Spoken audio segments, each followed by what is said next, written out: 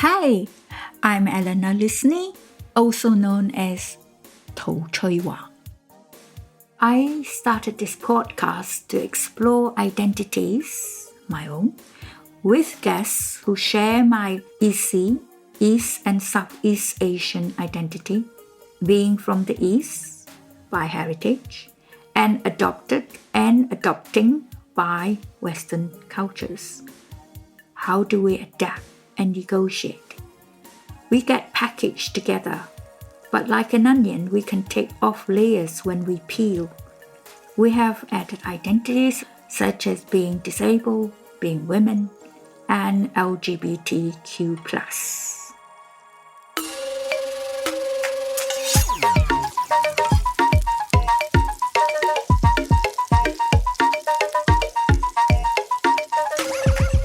In this session, we have David Kam. David is a London-based movement artist and educator sharing embodied practices of connection from the lens of joy, wonder, and freedom. As an educator, David currently lectures at Trinity Laban Conservatoire of Music and Dance. Beyond academia, David offers movement masterclasses, workshops, and retreats.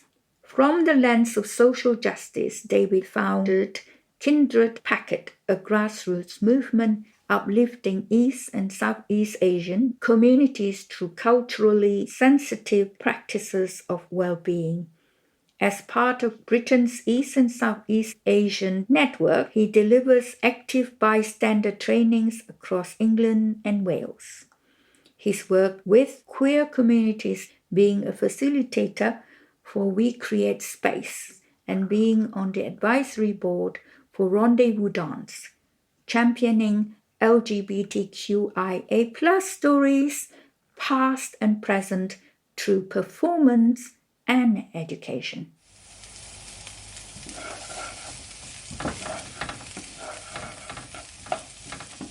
Hello, David. How are you? I'm very good, feeling really settled in your home. Thank you. And it's a nice day outside as well. That helps. I'm going to ask you to introduce yourself and how we met because you have a better memory recollection than I do.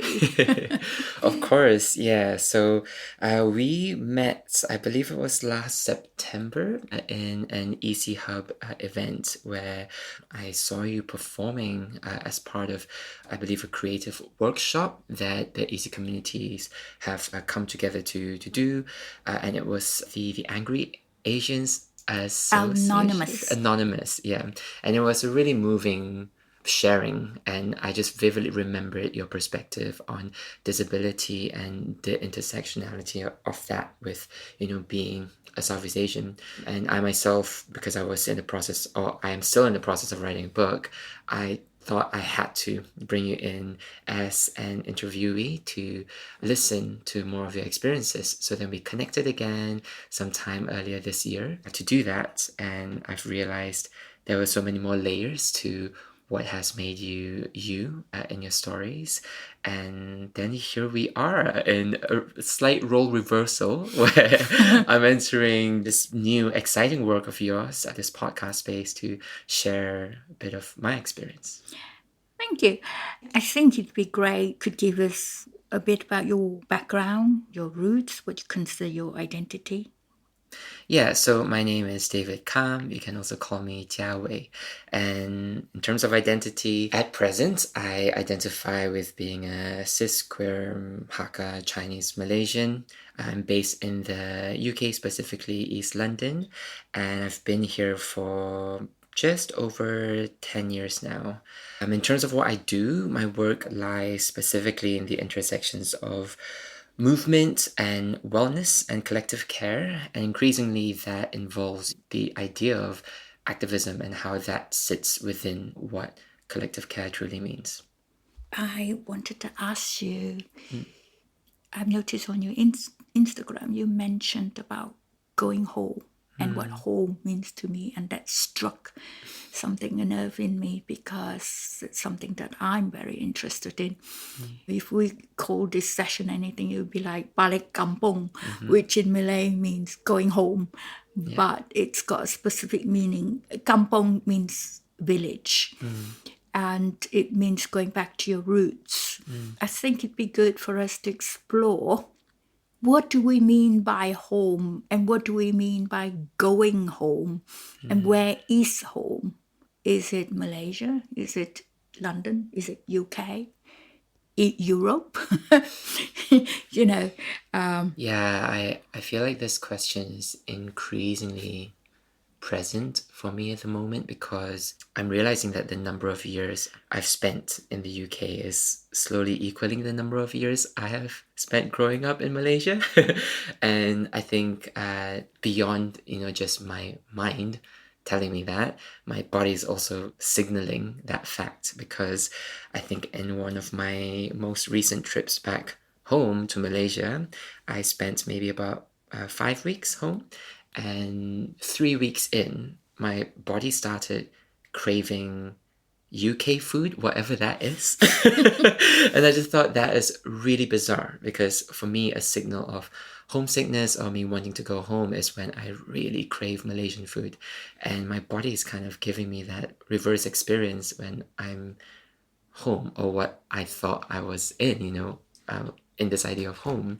And not only that, I have also just recently bought tickets to visit home again. It's something I do annually as much as I can, because I'm conscious my entire family is in Malaysia still. My parents, my 3 brothers, and their extended family. I'm the only one here. I don't have any blood relatives in the UK. So in this annual visits, we tend to just, take time for me to assimilate back to my family. But then this January, as I bought my tickets, I had this urge of planning a visit to Kelantan, which is basically a state higher up north in Malaysia. And it's where I was born. So it's my birthplace, but I don't have any recollection of Kelantan just at all, because we were moved down when I was 2. And at the moment, home, like the exploration of home, is that for me, just seeing what I can discover in my birthplace when I don't necessarily have any memories of it. And the irony is, being a queer person, Kelantan is one of the states that are most conservative. So it's also just like, how do I physically experience inhabiting a space that's like that? Yeah. I don't think that your home is necessarily where you're born. No. No, although I spent, until I came to the UK, all my life in my hometown, which is Balik in Perak. I'm lots older than you. I won't say how much. But my experience is, I've gone through the years of thinking where home is. And really boringly now, home is where my profiling bed is.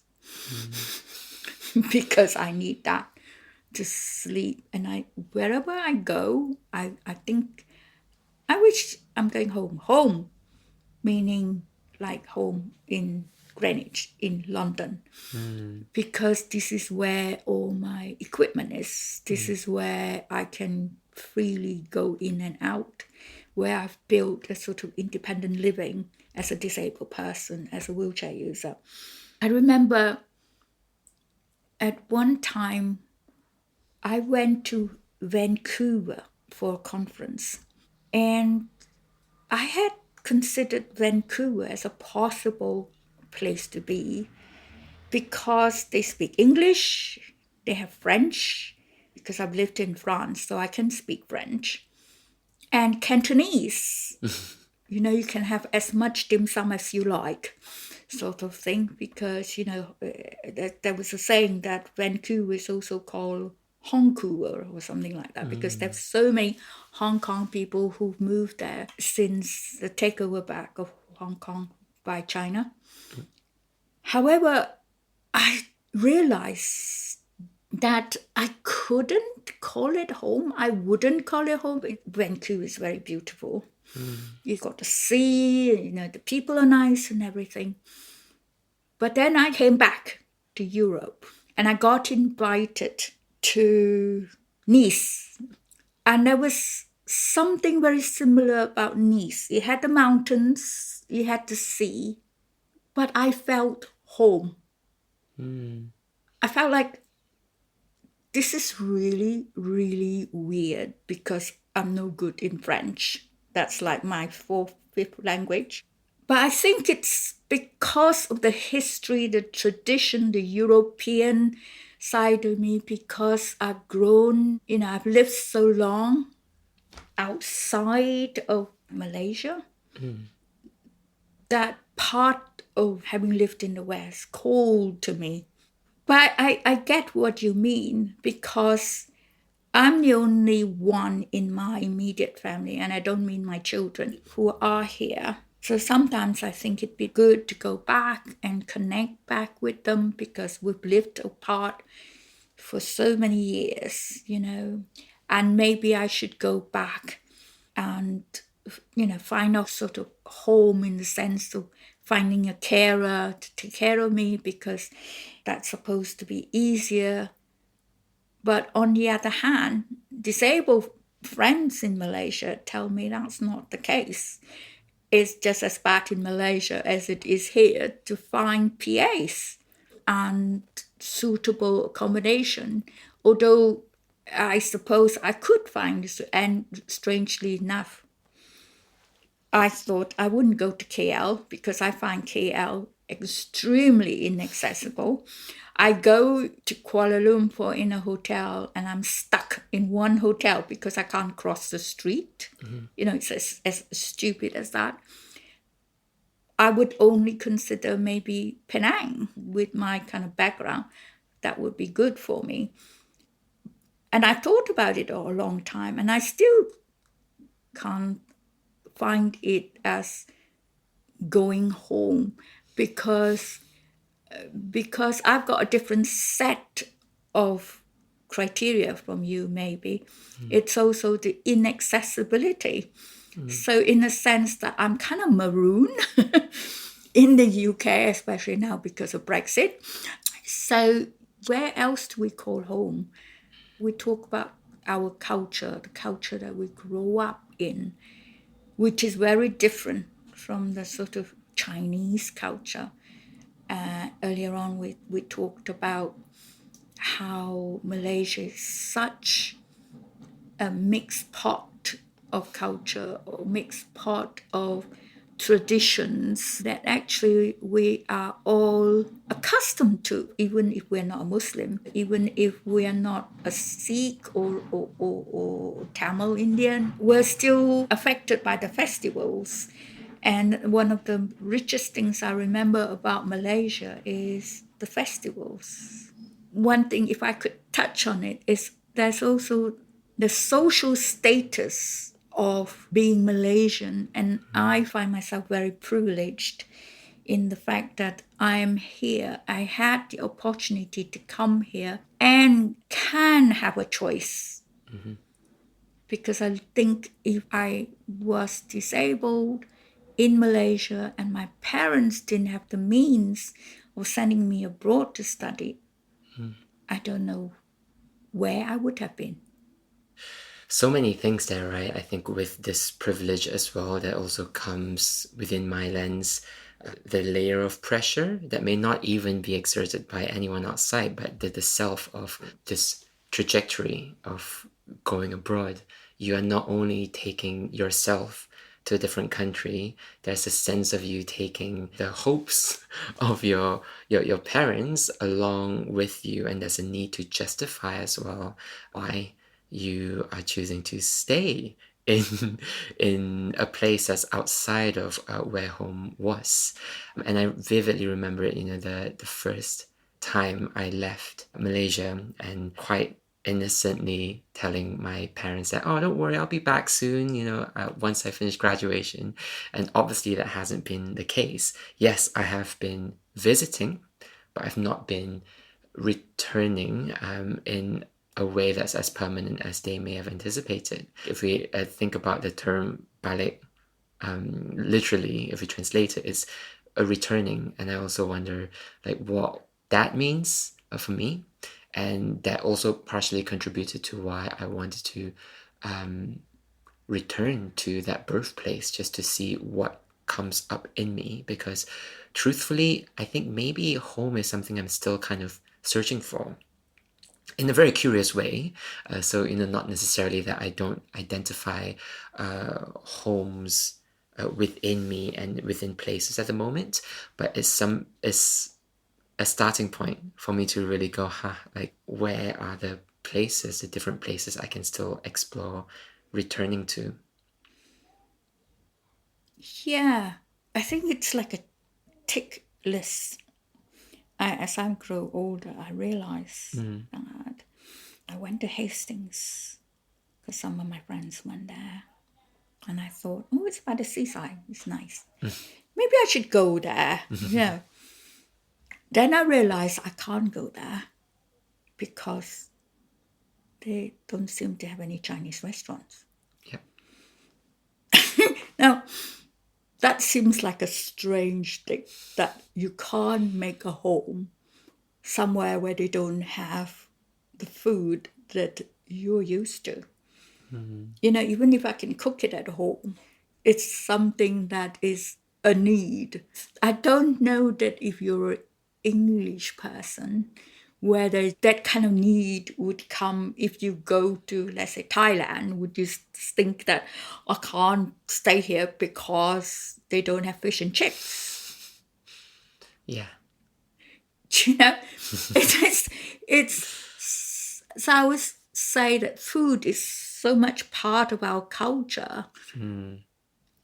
It's sort of ingrained in us. And that's this sort of saying that it doesn't matter where you go, you find a Chinese restaurant. Whether it's good or not, that's something else. But it's the same thing. And it's not just Chinese restaurant. I crave Malaysian food. I crave South Indian cuisine that we get there. And it's part, and I've left home. I've left Malaysia so long. It's strange that I would still crave for that. How is that part of the home that I'm seeking? And some people also say, home is where you hang your hat, or home is where your cat is, or home is where your partner is. And there's all those considerations which are not the same as Balik kampung. No. Have you ever read these cartoons by a cartoonist in Malaysia called Lat? Yes. There's such a big thing back home. And I remember as a kid, it's really prominent. That's something that we share in school. Yeah. That for me, in a strange way, is like Balik kampung. Yes. Except it's not our Balik kampung. No. Because it's from a Malay village, of which we don't actually have access to. No. But it's part of our childhood, part of, what we grew up with, the sort of stories we grew up with. And that's why I say, okay, I'm Malaysian Chinese, but I'm not Chinese. Like, I'm not from Hong Kong. I'm not from mainland China. I'm not from Taiwan. I'm not even from Singapore. Malaysia has sort of put spices there that wouldn't be there if I hadn't spent that time in Malaysia. It would be same for any diaspora Chinese, I would imagine. I mean, I know Caribbean Chinese and Taiwanese Chinese, and I know Singapore girls certainly have different experiences from Malaysian girls. We think about Balik kampung, but actually when we try and unpack it, what does that mean? Yeah, because even if you literally translate it to Mandarin, 回家, right, it's already a completely different connotation, at least for me. And it's definitely more about, this sense of end of a day, going to see your family, for example, and these reunion dinners, over Lunar New Year, for example, that are, again, so different to what we understand as Balik kampung, from But Jia is also mean family, so exactly. it's It slightly has double different meaning. focus. Totally. And I think even professionally now I've been incorporating my Mandarin name in it because it bears so many multiple meanings. It keeps it dynamic for me to continue exploring what my name means, depending on how I feel and where I am. So I don't know, I think with this term, it's unifying in many ways. I think if the term is shared amongst Malaysians wherever they are in the world, we have that point of connection. But at the same time, there's still distance from it, especially if we are not ethnically Malay, right? There's a slight distance to how we can relate to it. And I think generally, at least for me, Balik Kampung, right now, it just evokes a beautiful sense of warmth. Like what I remember of it is the holidays, as you were saying, in Malaysia, we have so many of these festivals that happen. And as a kid, you just think, oh, yeah, more holidays, great, But then I think it's also this practice of being able to celebrate with and appreciate these other existing cultures where we are, which is, I think, what has really informed how I navigate life in London. Yeah, because we have those festivals in London as well. Totally, yeah. Yeah, but there are festivals in London that I miss, like Thaipusam. Yes. Like what is that festival where people pierce their skins? Thaipusam, yeah. Yeah. Thaipusam. That almost sort of strange and bizarre bit that we can't encounter elsewhere. And that's so different from the Islam that is part of our state religion. Not that we need to be part of it, but I do anyway, because I lived in a town. You wake up every morning with a call to prayer. Call to prayer 1 minute, and then the church bells in the next minute. And sometimes I think we're very fortunate. And in other times, I'm wondering how many of us actually spend time in kind of filtering it or focusing on it, and how does that affect us? Has it affected us? We've talked about the idea of balik kampung and how, for me, when there's this craving to go home, what I notice in my body is this actual craving for food. But music is something that has been a very healing anchor for me when I do need that sense of familiarity. And like Eleanor, you were saying, whenever you try and establish some form of home, it's about, where is that Chinese restaurant, right? Identifying that.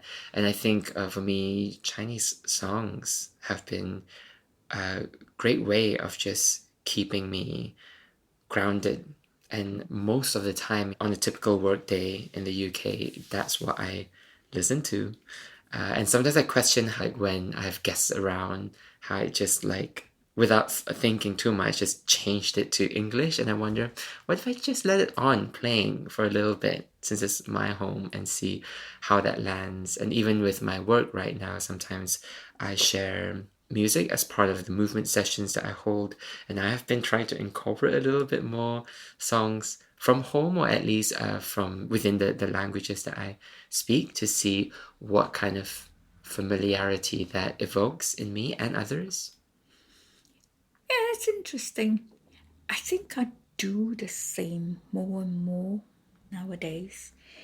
And I go back, I've started listening to new singers, especially from Hong Kong, like Kyung To or Terence Lam, so who's younger people. And what's surprising is people close to my age would say, I don't know them, I don't listen to them. And I say, why not? Why are you not supporting younger people, especially if they're good? And I do listen to like mainland Chinese singers.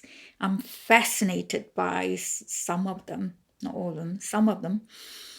And also envious in a way by people like Henry Lau. I think Henry Liu. He's Canadian. There's a lot of Canadians who go back and, Canadian Chinese and be actors or singers like Mark Zhao.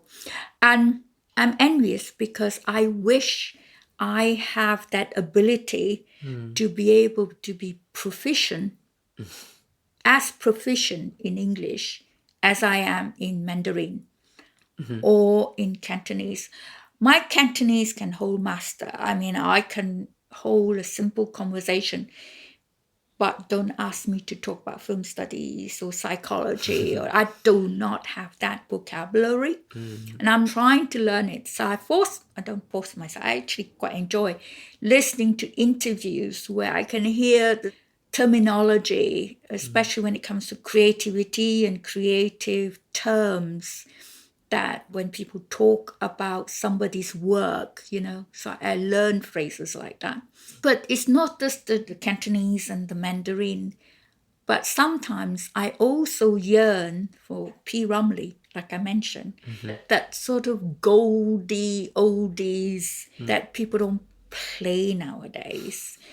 And if you listen to the podcast, I've asked the composer of the theme music to add some, forgotten the name of the instrument, Gamelan. Yes. So I've asked them to add gamelan to the ending theme. And if you listen, you can hear strains of that, which I was very happy with, because I think that it adds to the title of the whole series of what it means to be nasi goreng and fried rice, because there's that mixture of music. And I've also grown up with Bollywood because I have Indian friends that drag me off to the cinema and watch Bollywood films, that music and Tamil films. And although I can't say I was ever a fan of Tamil music, and we're mostly talking about West Malaysia and not East Malaysia. No. And we're mostly talking about the western part of West Malaysia. And when you mention Kelantan, there is a different nuance, a different music, different traditions from those northern eastern states, which I didn't know about until I went to visit very briefly. A friend of mine drove down the coastline with me. You sort of experience that, and not as a tourist. I say not as a tourist because we went to the islands, those islands off those shores, which are mostly for swimming and tourists and all that. You don't get that culture because those are set up for tourists. But if you go along and stay in the cities, I'm not sure they're called cities, very small, Kota Baru. Yeah. They're very different. The food's different. So you talk about Malaysia sometimes very glibly, but there's so much difference in Malaysia itself. I think in the northern and central parts of West Malaysia, and Johor is a totally different place because of its proximity to Singapore. What I like to hear from you is the dance bit, dance and music. If you don't mind, I would say that is a privilege when you're a Malaysian, because like you were mentioning your schools, I went to a local school. It was a convent school, though. It was one of the best schools in my town, city now. Some of my friends, they had piano lessons, guitar lessons. And I never did because you're just not in that circle. You don't have the instrument for a start. You don't have lessons and stuff like that. I'm not saying you were privileged, but what kind of dance were you doing in Malaysia? Was it classical, ballet type, contemporary? No, actually, my background, like what I started with was music. And dance came much later when I got to the UK. I was exposed to an element of dancing in Malaysia during high school because the private school that I was in is a school that's focused on performing arts. So within that time, I definitely felt super privileged to be able to be exposed to so many different forms of musicianship as well as the idea of performance across different mediums. What I was actually majoring in some way is the Chinese drums. So the ones cool. that, yeah, I really loved it. They call it 24节令鼓, which is 24 people Chinese drum troops. And so it's not really like the ones that you would see during lion dances, but actually a set of 24 drums, like an army of sorts. And then you would be moving around the drums, sliding, jumping over the drums and all that, but as a troop. And actually, we as a troupe went to the UK to perform, which was my first exposure to the UK, in Wales specifically. Anyway, my journey started within music, and then the dance element came as a part of that troupe that I was in because it's quite a physical performing arts form.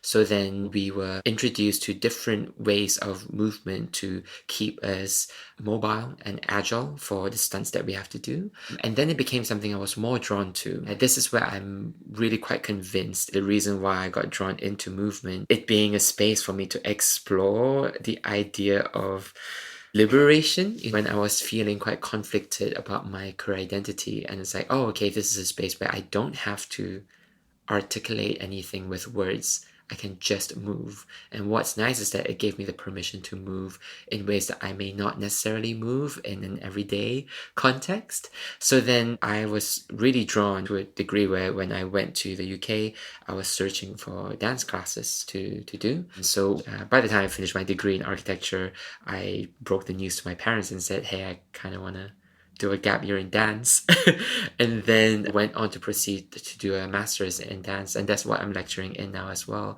So I think dance has again held that place of familiarity for me. If anything, the body for me is the most immediate place of home. And so kampung in some ways is my But that's my quite body. important. It's very important, yeah, because that's what I bring with me wherever I go. I've spent so many years just looking at what safety feels like in my body in order for me to actually then extend my awareness to where safety can be in physical places. I don't know if I ever said this to you, but I know I've said it to people that if there is ever reincarnation, a chance of a second life, I'd like to come back as a dancer or a martial artist. But I don't see a difference actually in the two because so much of martial art is choreography and it's movement. And people would say to me like, oh, so you regret being disabled. I don't regret being disabled, but I do regret not having had that opportunity. And I'm sure people would say you can still dance if you're a wheelchair user. I said, maybe, I'm not going to explore that. I'm too old to go and explore that. But there's the sort of the idea of dance, but not ballet, Yeah. not the sort of classical dance, the sort of contemporary, And I watch a lot nowadays of Chinese street dancing. Not that I think I'd ever want to do that, whether I come back in my second life or not. But it's fascinating, this freedom, the discipline there is in that kind of movement. I find, fascinating and much, much more for me than music, even though I enjoy listening to the sound, and I don't think I can ever produce anything similar. Maybe if I, gone into studying it or practicing or whatever, but I haven't. So I'm happier to listen to it. and listen to the modern music as well as traditional music. And I'm very, very, very much a novice. And I get thrilled by drama theme music. And because they've become so popular, I'm sure everybody knows, what's it called now? You know, where they always have dragon dancing to that music, which was sang by another lamb. Evading me. Dun, dun, dun, dun, dun, dun. Yeah, we know that tune. I can't remember what it's called now. It's like a call to all of us. Except nowadays, when I think about it, I say, why are all the songs so masculine? They're all very nationalistic. Yep. They're all sort of like, you will be a warrior. You will be fighting for your country. What country? But why are we all aroused by that type of music? Is it something generic or what? I do feel like it's because it's what we know. You know, it's just what we know at the moment because that's all we have been exposed to. And I think this is why, particularly with youths, you know, within this industry, how is it that they could push our understand? I mean, that's the fundamental point of art in some ways, no? Like, how can we push the boundaries of expectations almost? And especially in the movement and dance field, I think that's also why, for example, Eleanor, you may not resonate as much to ballet than to contemporary because there's something fundamentally quite open-ended with contemporary dances where it could bleed into influences of martial arts, for example, but with ballet is something very codified. It's like, well, it is what it is, and this is your parameters of, you know, what language is in this context. So I think, yeah, it's really interesting now that the lines are increasingly blur when, you know, there are dances that are really martial arts sharings, but within the idea of dance. And I think, you know, when we were studying dance, there's a lot of talk on, say, Roger Federer, for example, like how his style of playing tennis is technically a dance because of his grace in the way he moves around. So there's this level of precision and flow that comes with it that elevates something from movement into a place of deliberateness and art that is dance. You know, earlier on, we were talking about pantoons Yes. or proverbs. And I mentioned kata dalam tempurung, which means a frog in a well. We talk about going balik kampung, going home. But there's also a certain element that within that idea of that kampung is also restrictive. Yes. So, you know, that's why kata dalam tempurung resonates with me is if we or if I had stayed in Malaysia, that bubble would stay just within Malaysia, within the limits of what is in Malaysia. As a disabled person, I'd probably be unemployed. I don't know what I would be doing because there is not much going on for disabled people. I mean, there are some disabled people who do well for themselves, but they usually have some kind of training elsewhere. You were talking about telling your dad that you would be coming home and all that. I certainly didn't intend to stay in England either. Why did I study English literature? Is because I thought that I could go home and at least teach English because I can see that there's definitely employment there. Yes. Yeah. You know, even as a private tutor. In home can be the confines of where you are. And when I go back to Malaysia, and usually Kuala Lumpur, as I've said, I'm marooned in a hotel just because of where the streets are. You can't cross the street because they have that ledge across the street where there's no dip. Or else there's that monsoon drains that I can't cross. That's sort of thing which isn't really accessible. No.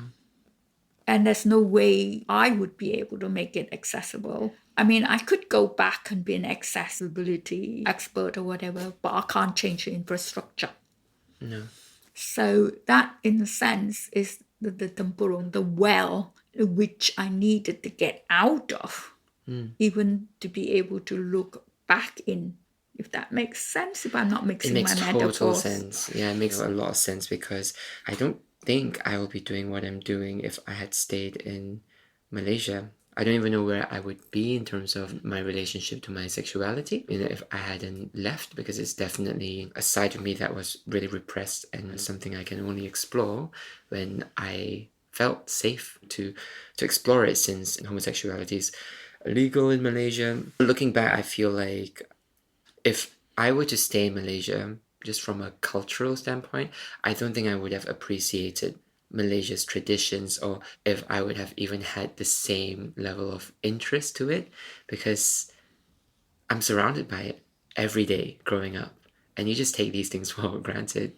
And even now, when I ask my parents, it felt like it was very out of character from their lens. Like, why are you suddenly interested in like my history or like our culture? And then they just get caught off guard. And even my brothers would be like, why do you want to know all that? It's useless. That's kind of their aim. But from my sense, it's like, actually, it's a way of staying connected, right? And it's like, yes, I know, and I found clarity that I want to be out of that well, but I still want to know that well.